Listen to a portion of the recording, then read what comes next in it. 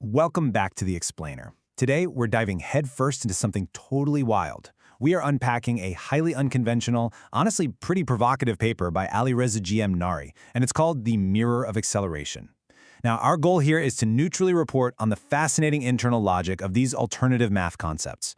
So whether you're a total physics veteran or just naturally curious about the cosmos, we're going to look really closely at how this author attempts to completely rewrite the fundamental laws of gravity using just pure geometry. Okay, let's dive right into this. Here's our roadmap for today. 1. Critiquing the standard model. 2. The G equals 2D algebraic law. 3. Earth's gravity and density.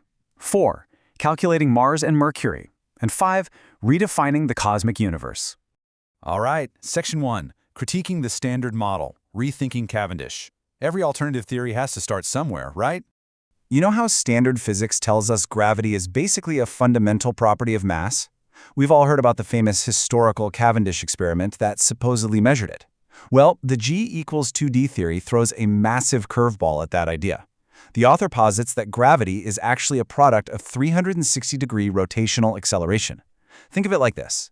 You know that feeling of being pushed back into your seat when a car suddenly accelerates? Imagine feeling that, but applied constantly, everywhere, on a massive planetary scale. Here's the author's main hang-up. He points out one absolutely crucial detail. The Cavendish experiment was conducted on an already rotating Earth.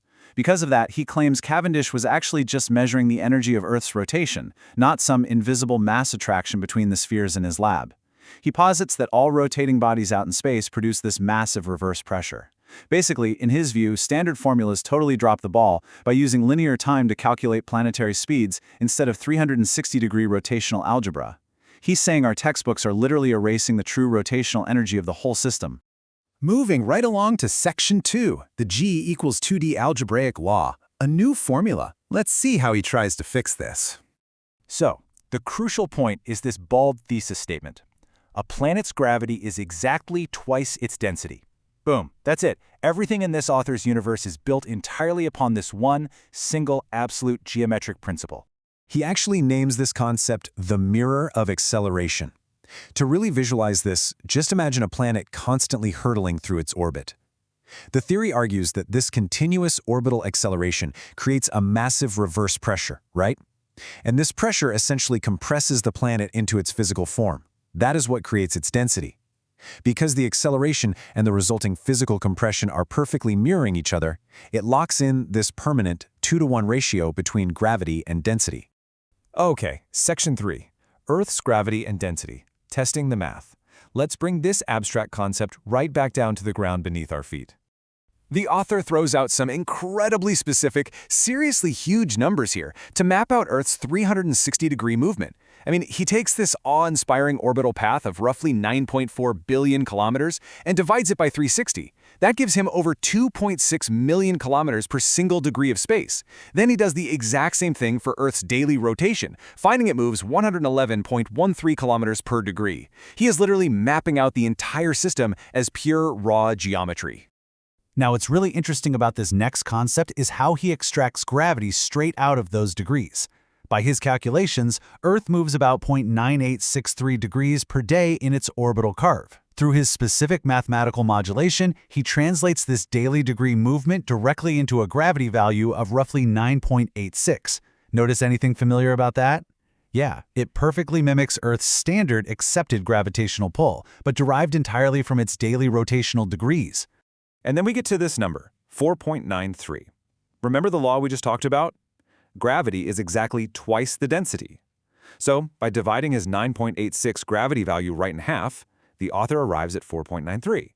And wouldn't you know it, according to his calculations, this perfectly aligns with Earth's physical density. The geometry of the orbit is literally dictating the physical reality of the planet itself. All right, Section 4, calculating Mars and Mercury, expanding the scope. We've got to see if this math actually holds up anywhere else in the solar system, right? So how do we figure out Mars? Well, first, the author places it into a standard reference orbit based on Earth, which is about 940 million kilometers. Then he takes Mars's actual orbital speed, finding it moves over 2 million kilometers every single day. If you crunch the numbers, this equals 0.796 degrees of movement per day. Finally, using what he calls a 0.1 mathematical constant, he extracts a Mars gravity value of exactly 7.96. Bringing it all back to that absolute G equals 2D law. If gravity is 7.96, you just divide it by 2. Simple as that. This yields a physical density for Mars of exactly 3.98.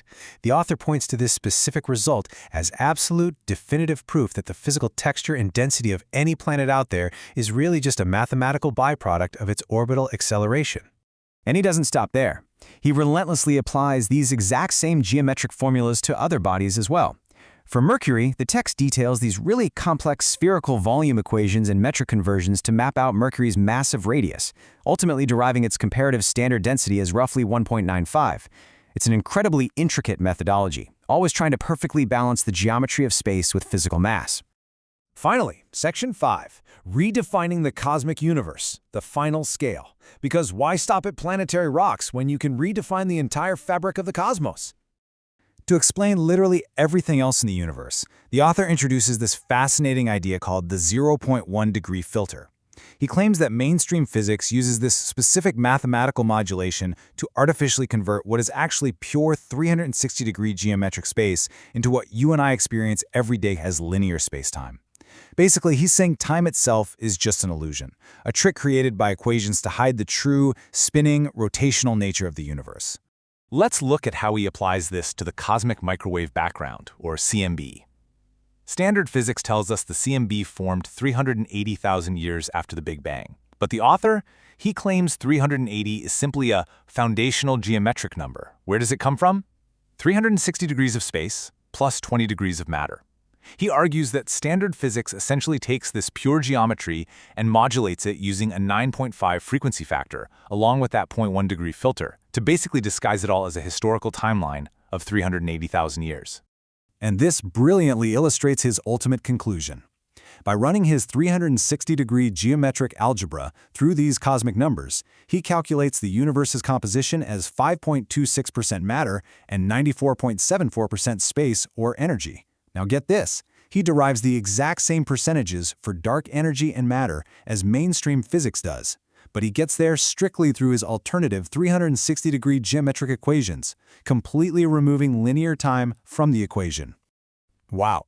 It is an incredibly intense mathematical journey, isn't it?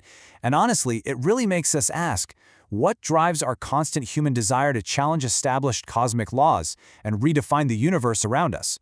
Whether you stand firmly by standard physics or you find a little bit of intrigue in this mirror of acceleration, examining these alternative paradigms really forces us to look at the geometry of our world from a totally new perspective. Thank you so much for joining me on this explainer. Keep questioning those formulas around you, keep learning, and I'll see you next time.